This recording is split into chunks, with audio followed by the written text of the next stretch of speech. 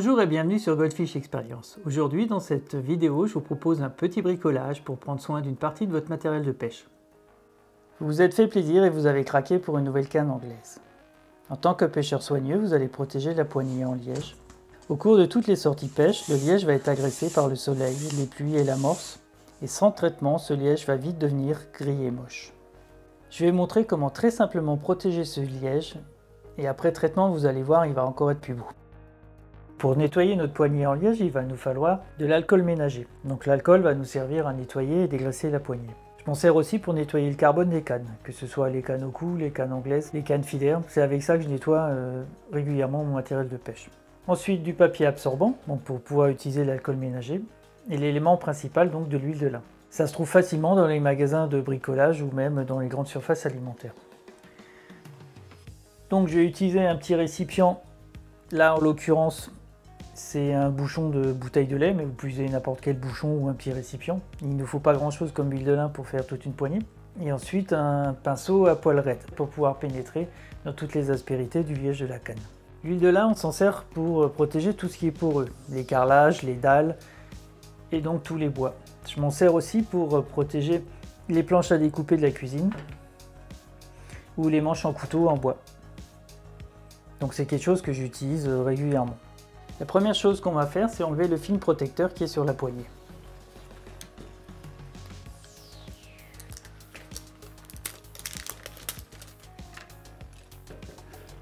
On va nettoyer la poignée. Pour ça, je prends de l'alcool ménager. Ça va m'aider à dégraisser la poignée s'il restait des résidus de colle ou des manipulations. Et ça va enlever la poussière aussi. Donc là, j'y vais généreusement.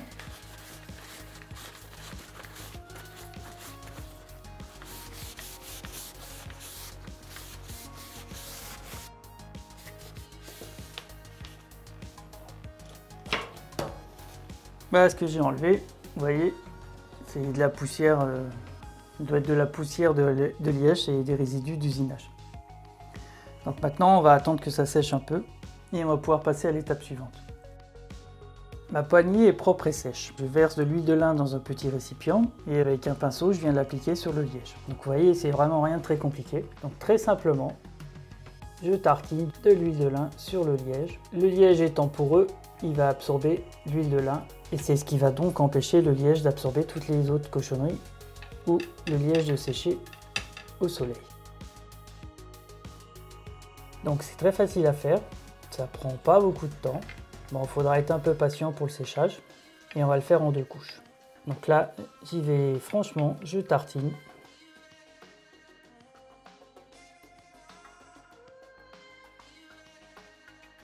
Si ça a un peu débordé, on essuie.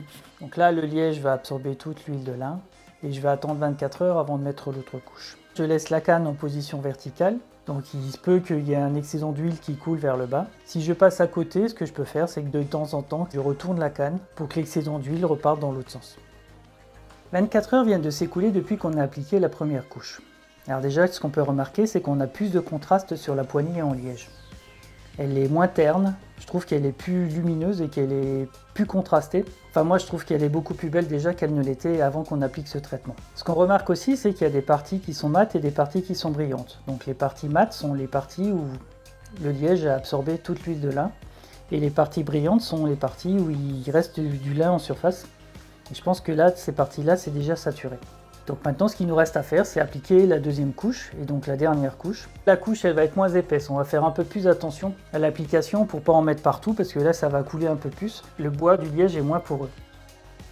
Voilà, ça m'a pris une dizaine de minutes pour étaler donc la deuxième couche d'huile de lin. Donc elle est bien brillante, c'est la preuve qu'il y a bien une deuxième couche en surface.